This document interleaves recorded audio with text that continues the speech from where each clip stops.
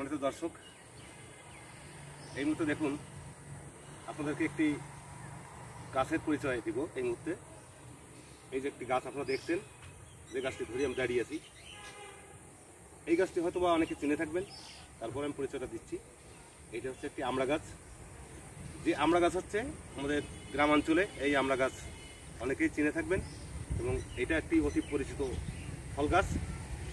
তবে এই আমড়ার অনেক গুণাগুণ আছে, যে সেগুলো আমি সেটা তুলে ধরবো।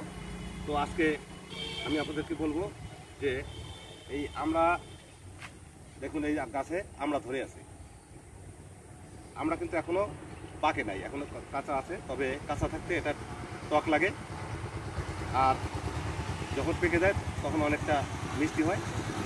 তবে এই আমরা হচ্ছে আমরা দিয়ে অনেক সময় দেখা যায় যে টক রান্না করে আমরা খাই, মাছ দিয়ে রান্না করে খাই।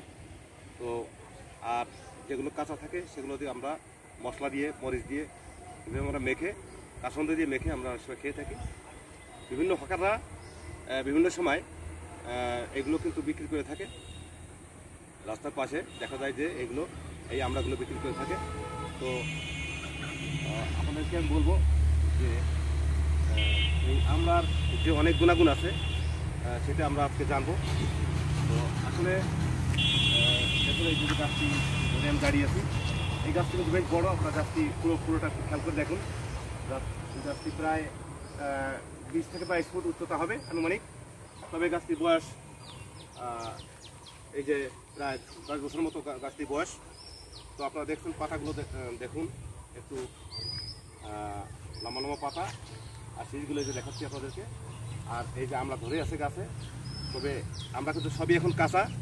তবে কাঁচা অবস্থায় এটা কিন্তু ভিটামিন সি আছে প্রচুর পরিমাণে, যে ভিটামিন সি আমাদের দাঁতের পক্ষে খুবই উপকারী, দাঁতের মাড়ি শক্ত রাখে আর আমাদের ত্বককে ভালো রাখে। এছাড়া আরও অনেক উপাদান এতে রয়েছে, যেগুলো আমাদের হয়তো অনেক অজানা।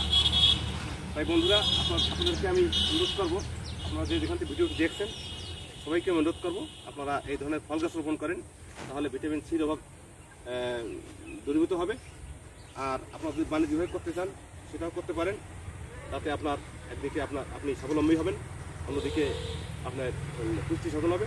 সব মিলিয়ে গাছ আমাদের প্রকৃত বন্ধু, সে কথাটাই মনে রাখতে হবে। তবে আমি আপনাদের সঙ্গে কেন আজকে শেয়ার করছি সেটাই বলছি, কারণ আমি গাছের সঙ্গে সবসময় জড়িয়ে আছি, গাছ নিয়ে আমি কথা বলি, আর আমি বিভিন্ন প্রতিষ্ঠানে গাছ রোপণ করি।